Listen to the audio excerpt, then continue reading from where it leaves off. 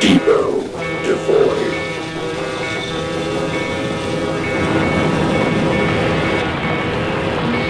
Depot Divide!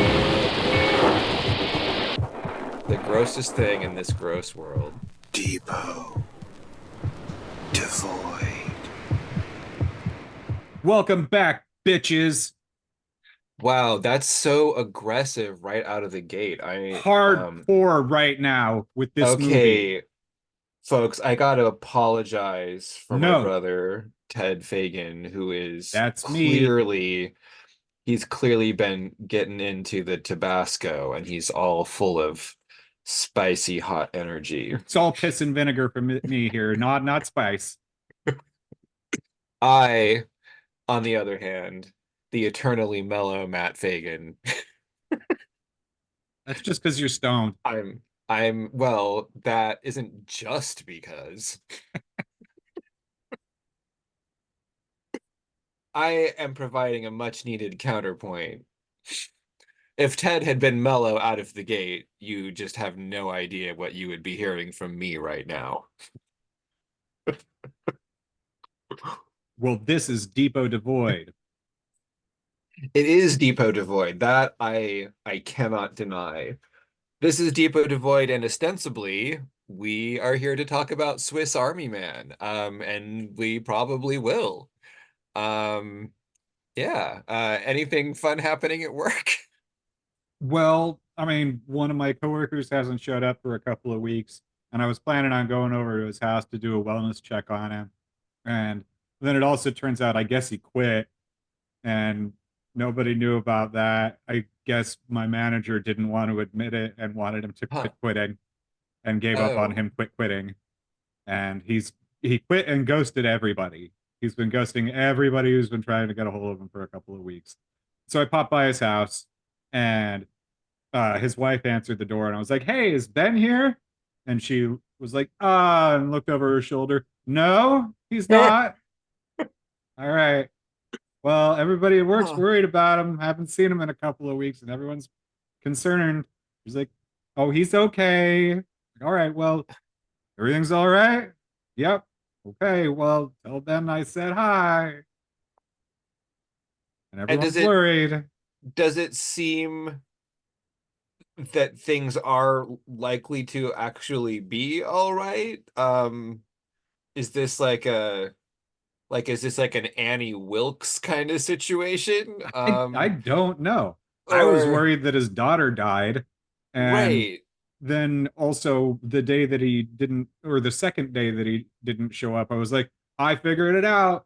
Ben waited until bonuses came out, and then he just quit with no notice as a joke. And I think that maybe that did happen, or maybe he got murdered. Huh.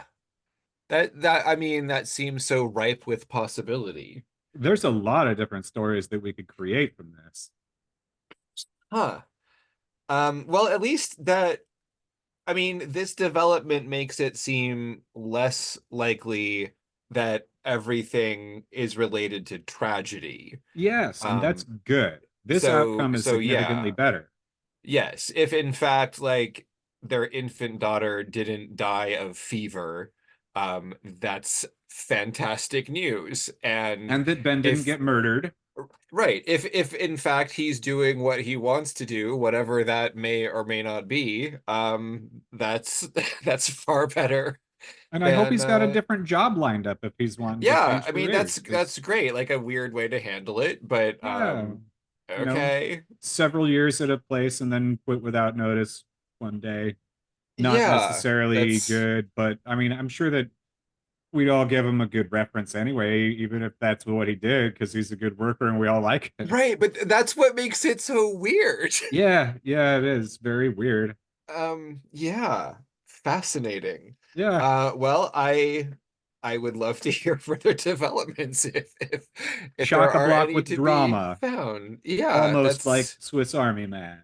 that's kind of fascinating. Yeah, Not quite as artsy as no, Swiss no. Army Man. But hey, I Um, got a I different shift now. I did an art thing. I finally I actually like officially submitted like a proposal for a show at the art center. All right. So we'll see how that goes. I was kind of, it's because I did that show at the library a couple of years. I got that was a couple of years ago now. Yep. What a lazy person I am. So I did that show at the library, um, which I called Thumb Wars and Story Monsters, that consisted of 17 original paintings, and I decided while I was doing that that there was actually a lot more to it, but that in order to follow my own mandate, which was that every painting that I presented in this show had to have a direct visual connection to at least one other painting. In order to do that, I needed to kind of narrow my focus for that specific venue so that I could connect all of the canvases that I was presenting in the show. But the larger conception had a lot more going on that I didn't have time to explore. I had a lot of notes that I took. And I just kind of always meant to go back and expand that, and rather than just have that be one of those things that I always meant to do, uh, I decided to actually do it, which was partly because this is kind of this is meandering now, but I'm just going to go with it. So I am a member of a couple different artist groups on Facebook, which I hate.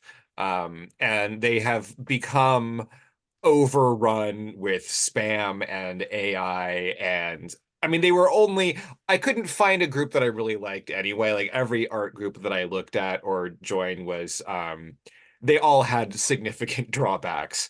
Um there's this one that I was sort of hanging on with for whatever reason. Um Lately I've been getting into arguments with the admins about the use of AI, and I was just on the verge of noping out completely when I saw this post um from just some rando that was like we're I'm looking to, I'm doing this startup to like promote the work of artists who are working as baristas, and I'm like, how stupid is that? I want to look at it. And so I looked at it, and it actually seemed like weirdly sincere. Like he had this whole backstory about what inspired this project that he was doing, and this website that looked it looked legit, but also very new, and sort of homemade in a not creepy way. Anyway, it was interesting, and I kind of looked into it, and I actually reached out to them and showed them a couple of things, and then I had a conversation with him on the phone like it was the last century. And um it was actually, I don't know, it was kind of an interesting conversation. I decided that I'm going to actually just try selling a couple of prints through them. Um, because getting prints made is something that I have always meant to do and never actually pulled the trigger on. So I'm like, okay, if I'm going to do this, then I have to actually do that. And if I'm going to do this show, I want to be able to have several prints of some of these canvases available at an affordable price point.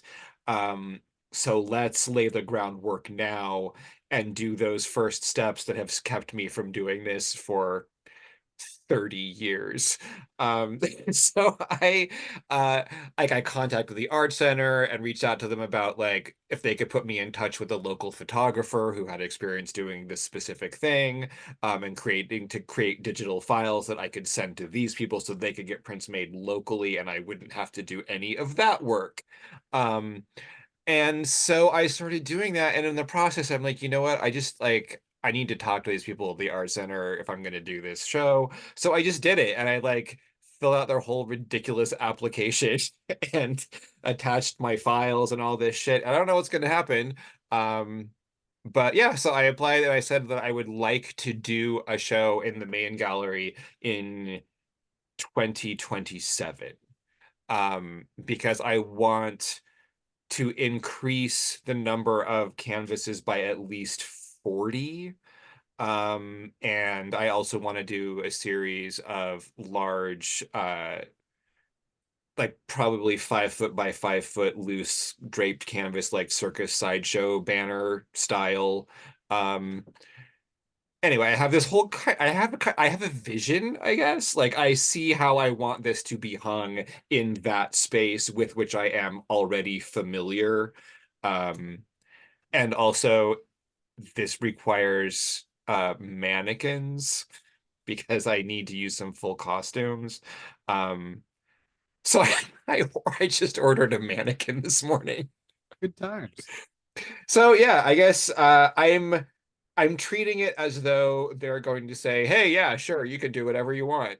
And It's ambitious and and fun. and yeah, so I guess I've decided that it's going to happen and I have started preparing for it without any reason. Hey, that's art, right? I hope so. It's I mean, I was gonna say or a huge waste of money, but that's kind of the same thing. Yeah, that's good. Yep. So that's yeah, that's what I did in the last few days. Nice. Yeah, and they gave me they said they have a guy that they know who can do the pictures and said, "Do you want me to pass your information on to him?" I said, "Yes," and he emailed me yesterday and I emailed him back this morning. So like that's actually like it's going forward um in one way or another.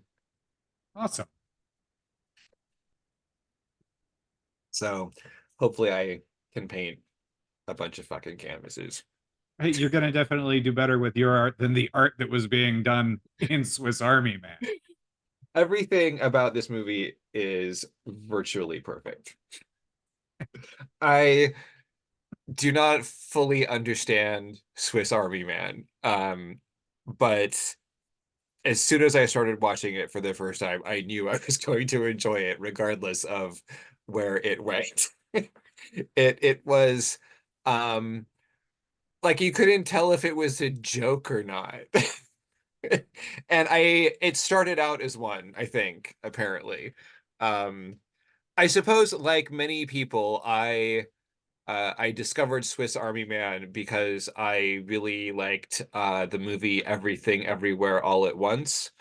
And I thought, what else have these folks done? And the most accessible answer was the 2016 movie Swiss Army Man, starring uh, the Riddler from that really long Batman movie and dead Harry Potter. That sounds about right. And then I thought I should make Ted watch this. And so I did. What did you think? I thought that it was a wonderful allegory about the third man syndrome. Please explain. So third man syndrome is something that takes place a lot of the time uh, in stressful situations, like somebody is, uh, and it doesn't always involve a third person to begin with. It could be just one person and the imaginary, or two people in the Mm, imaginary, or 17 and an imaginary other. But when you're in a stressful situation and you don't know how to handle it, uh, this other person that you may or may not see, just may or may not sense their presence, may or may not hear them talking, comes through with sometimes even advice or knowledge that you wouldn't have about a situation to help you get through or get out of it. right. Um, and it's a very good allegory for that type of a situation where this person immediately upon seeing them is about to hang themselves on a beach. And then here comes farting Daniel Radcliffe body and Yeah. helps Yeah. This him through everything. so yeah, so the basic setup is Paul Dano is Hank, who is ostensibly shipwrecked alone on a deserted island. And not we're not really sure how long he's been there. That's how we meet him. and he has had enough of this shit, and he is in the process of committing suicide, um, and he is very lonely. And then basically the movie is about the incredible friendship that he develops with the dead body that washes up on the beach while he is in the process of committing suicide. Um, and the dead body is played by Daniel Radcliffe, um, whose post Harry Potter career is just fascinating. It's better than anything Harry Potter ever was. Yes, absolutely. Actually, like right before we started recording this, I've been watching, I got Weird, the Al Yankovic story on DVD from the library so that we could watch it without commercials. And then this evening, I have been playing it again in the background with the commentary by director Eric Appel and Weird Al Yankovic himself. Um, just really great stuff. I can imagine. Daniel Radcliffe is amazing in that movie, and it is we watched it like when it first came out, like a year and a half ago. I had forgotten a lot of it, and it is wild. And Daniel Radcliffe is magnetic in one of the most ridiculous roles I have ever seen. I am gonna have to watch it again. He plays it so perfectly straight. It Oh is yeah, it's great. fantastic. It's just fantastic. It's great. And Evan Rachel Wood as Madonna is it's the casting in that movie is exquisite. It is. And I would not have thought of Daniel Radcliffe. Like that apparently they just instinctively knew that he was the guy before they even started. It didn't seem obvious to me, but as soon as they said it, I was like, oh yeah, that's gonna work. I don't know why, but it's gonna work. And boy, did it really. I mean, he is less um scene stealing as a corpse in Swiss Army Man. Although the character is also fascinating. Oh yeah. Yeah, it's pretty good, as he shows up and then the Riddler rides him off farting into the ocean. And I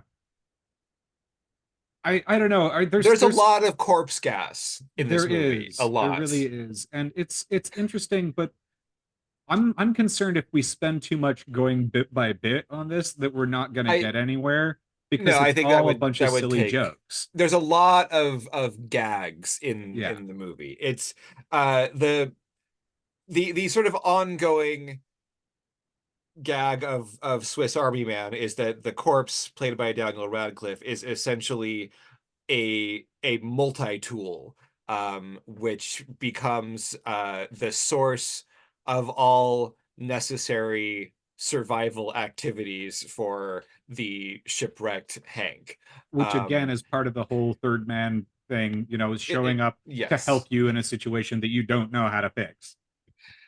So everything from pounding in tent pegs to shaving to And getting off the shooting island as a motorboat shooting corpse gas and providing water in the one of the most horrifying sequences in the baby movie, birding which water. results in my favorite line of dialogue, as Paul Dano realizes he can pump water out of Harry Potter and drink it to stay alive.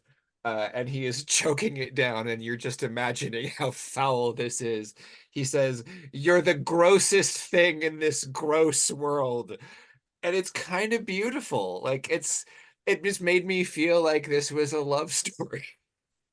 And it is. It's very much a love story. And Uh yeah. There's a lot of love in this movie. and Harry Potter's in love with a picture of of a girl on the guy's phone, and they build this amazing childhood-esque tree fort in garbage land, and when they are in garbage land, that's when it kind of becomes obvious that this is not exactly the story that we were led to believe that it was going to be. We realize at this point that he's not really stranded somewhere. He's kind of set this up for himself. And well, and there's also there are things that are not there are a lot of things that are unclear in this movie because we are viewing it through the eyes of a very fractured character who Yes. is not only potentially insane, um, but also actively dishonest. So Yes. we don't really know a lot of things, even with what we see with our own eyes. Um, we don't know where he is at the beginning of the movie. Circumstances and film language lead us to assume he is on an island somewhere, but we don't really know that. And then he rides the corpse to somewhere else and never makes any particular attempt to find help from that point. So we don't know where he landed, um, or whether he is near or far from civilization. He sort of moves away from the shore, but we don't get a sense of where he's going or what he's looking for, before they sort of dig themselves in and build this very elaborate fantasy world. As we slowly learn bits of this backstory about Hank and the girl that he's infatuated with that may or may not know who he is at all. Uh, it's very difficult to tell what's real in this equation. And we learn it through his acts of teaching the corpse how to be a real boy. Um, which is a fascinating fucking dynamic. There's a weird sort of paternal relationship that develops between them, and in a way, like, I guess Hank is gradually made to confront his own issues by trying to teach the ways of the world to this dead guy. Oh, But great. Nobody loves you. I forgot. Sometimes you might be lucky enough to bump into the one person you want to spend the rest of your life with, and that is love. Okay, you want to go home so you can have love, Yeah. but you ran away because nobody loves you. That's not true. You're broken and empty and dirty and smelly and useless and old. You're like trash, right? Shut up! What? I'm sorry, Hank. I'm just saying the things in my head. Well, you can't just say everything that comes into your head. That's bad talking. Oh, I'm sorry. and yeah, it's not totally straightforward. Uh we can always follow the compass point of Daniel Radcliffe's penis true north, but I don't know where we're going to end up, Ted. It's so good, and the weird party that they throw, and then making out in the water, and then farting back to the surface. It's just there's just so much silliness He about it. he uses him as scuba gear. Yeah, yeah. It's fascinatingly weird. And it all leads to what you expect to become some sort of catharsis when we get back to the world, but I honestly I did not really come away from this movie with a greater sense of clarity. I was I was still pretty lost, and could not tell you what is going to happen next. Yeah, the way that they wrapped it up was pretty messy. So, But that's kind of what I appreciate this movie for not it doesn't feel like it's withholding. It just feels like it doesn't I feel like this movie told me everything that it thinks it needs to tell me. Um and I think it would be wrong to expect complete understanding from Swiss Army Man. Uh I I feel like if I watch it more, I will understand more. But I don't think that this is one of those movies where there's some sort of key to what it all means. Um, or an easy way to say this is what's real and this is what's not. But I really enjoyed it. Yeah, it's good. I mean, I like it when he gets attacked by the bear and Daniel Radcliffe's like, well, fuck this shit. I guess you're gonna die.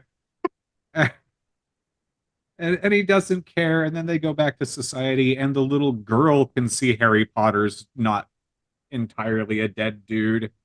Uh, Well, see, that's what I thought too. But also, does she? Or are we kind of watching that situation the way Hank experiences it? it's possible, but I thought that she had an interaction with the corpse. Well, there's an exchange of dialogue, but if I mean, we've been experiencing dialogue from Daniel Radcliffe for a long time at this point, and I think it's still arguable that Hank's just crazy and none of this is real. And if that's the case, then we're just sort of still seeing it through Hank's eyes, even though there's someone else there. Like Yeah. I was waiting for something to follow that up that was like undeniable proof that like what we thought she saw is what she actually saw. But I don't know. I'm still just not sure. Yeah, I can get that. Um, yeah. So anyway, the daughter freaks out, and then mom comes out, and the police show up, and they find his phone, which has zero battery life, but somehow people are finally able to realize that he's totally been creeping on her on the bus and taking pictures of her. Well, he recharged it Oh, using Daniel Radcliffe. I didn't notice any of that. He's obvious. Like, you think he's not a phone charger, Ted? I mean, I didn't see him being like, hey, use my dongle. It's all right. Well, Hank, I it's got just a because he didn't know dongle. the word. Ah, nobody loves my dongle. Put it in my phone.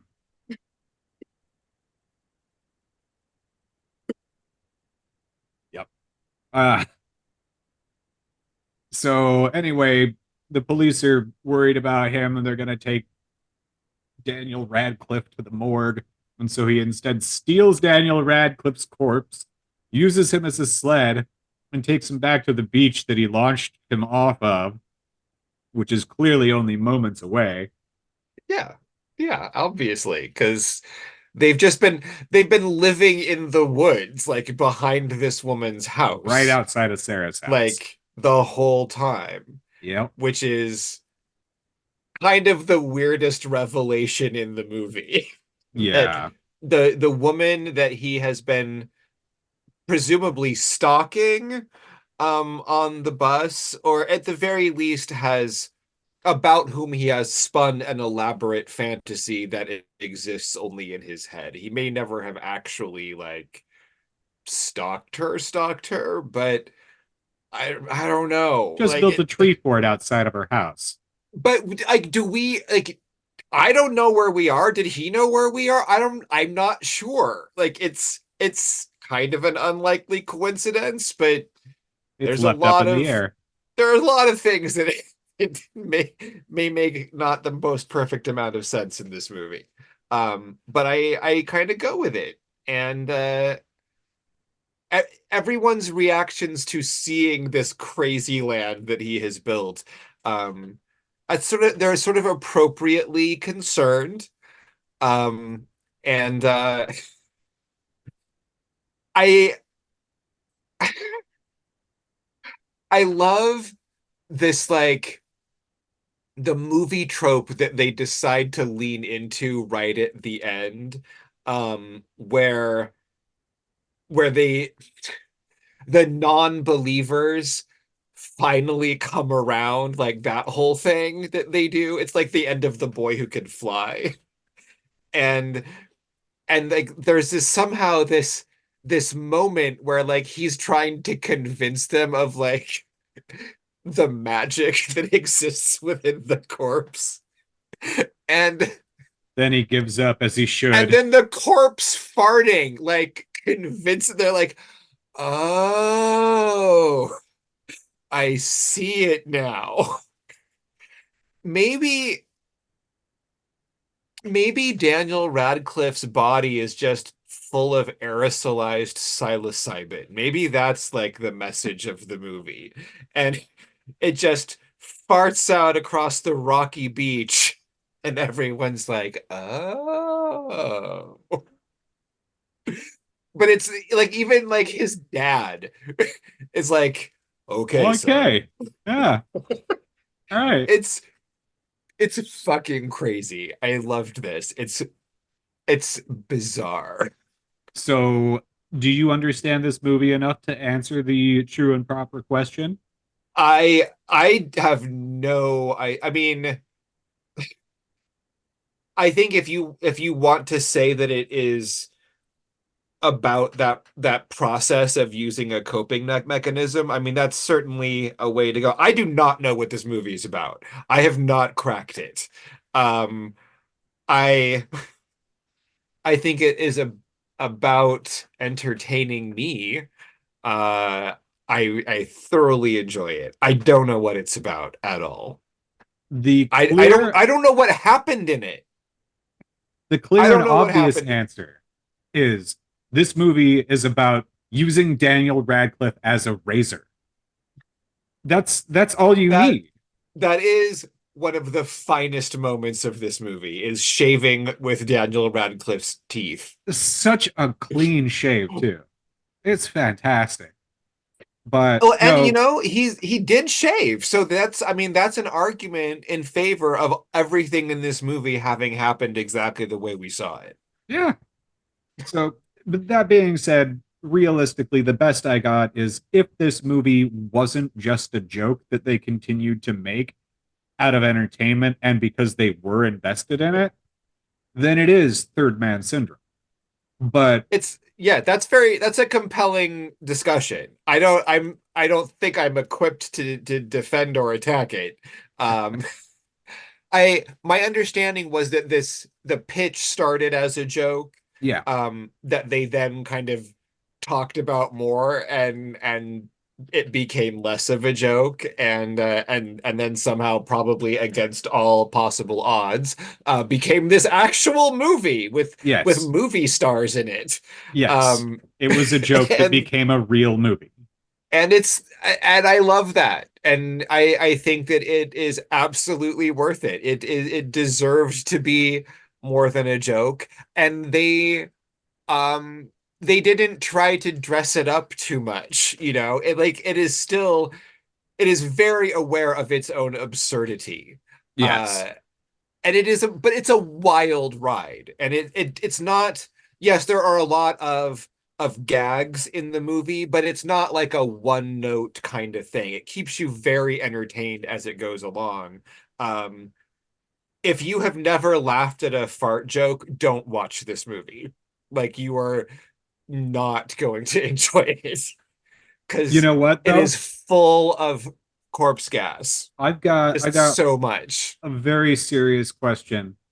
In this movie, we see Daniel Radcliffe's ass, and yet I believe that all of the hobbits had a special tattoo, each done on their ass. And nobody ever gets to see that tattoo. So is that a stunt butt? Or is Daniel Radcliffe's Hobbit tattoo somewhere other than the buttocks? Do you think that Daniel Radcliffe is Elijah Wood? Yes, I did for a moment there. And now I need to backtrack with my embarrassment because I am not paying attention to who human beings. I love this.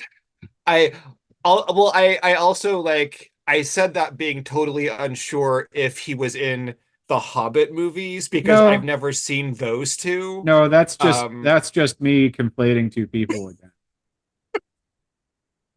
That's fine. That's fair enough. You know what? I'm still going with a stunt butt. I mean, white people, am I right? Like, who can tell those guys apart? He looks like a hobbit. Yeah, I mean that's a fair mistake. You could just say that you were actually saying Hogwarts. No, and they pasted him up enough. He looked exactly like Elijah Wood dead.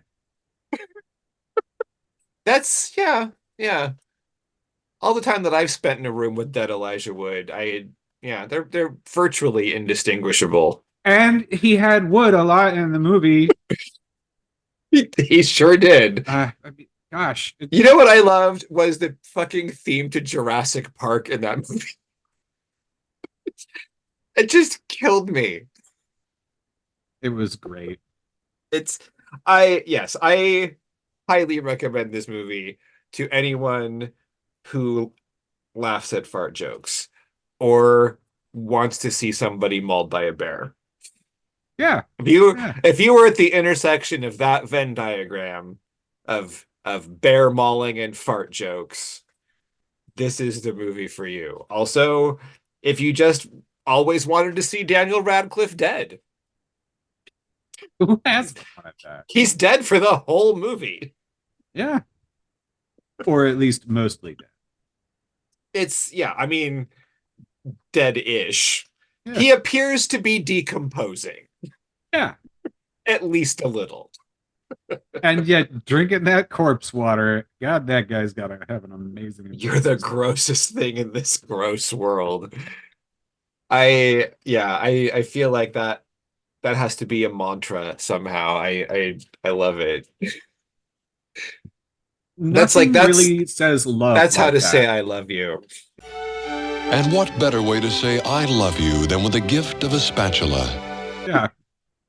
It is a beautiful love story.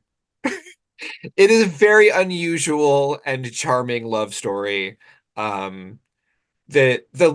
love story that it's about with the girl is way creepier, but like the love story between the dead guy and the Riddler is very sweet and funny and in the end and he disgusting. found that he could love something and be loved, which is part of what the thing is about. Is he was scared that he wouldn't be able to be loved. Yes. There is. I mean, I would say the ending is upbeat. But more again, so than it should be. I have no idea what happens after this. Like, what is gonna go on? Because at the end, the dead Daniel Radcliffe just farts off into the sea, all smiles and sea foam, and everybody else is left on the beach. And the credits roll. Presumably, they have to go on with their lives, and I don't know. It's going to be pretty awkward for everyone, I imagine. But to be fair, I think Hank still had cuffs on, and that's probably good. Yeah, probably. He needs some help. He I don't know that the it's bad necessarily a happy ending, but it's not a sad ending. It could have been worse. So I think people should watch this. If you were a fan agree. of Everything Everywhere All at Once, it's definitely never worth seen. checking out. You should watch that. It's really good. I hear so. It's much bigger, less intimate than this movie. Well, maybe we should watch that sometime. We definitely should. I think we're about out of time, though. I think you're right. So, Love you, Matt. I love you, Ted. We'll figure out something else to watch soon. All right, and hopefully less drama at work. Yeah, we'll see. It's weird. Ugh, the grossest thing in this gross world. The depot devoid is that place your mind goes when you've lost your train of thought, but you haven't found a new one. The Depot Devoid podcast is hosted by Matt Fagan and Ted Fagan. Depot Devoid is not hosted by Ian Fagan because he died and we miss him. Find our full video episodes at Depot Devoid Podcast on YouTube. On social media, you can find us at Depot Devoid Podcast on Blue Sky, and for now, still on Facebook and Instagram. Or you can email us at depotdevoidpodcast@gmail.com.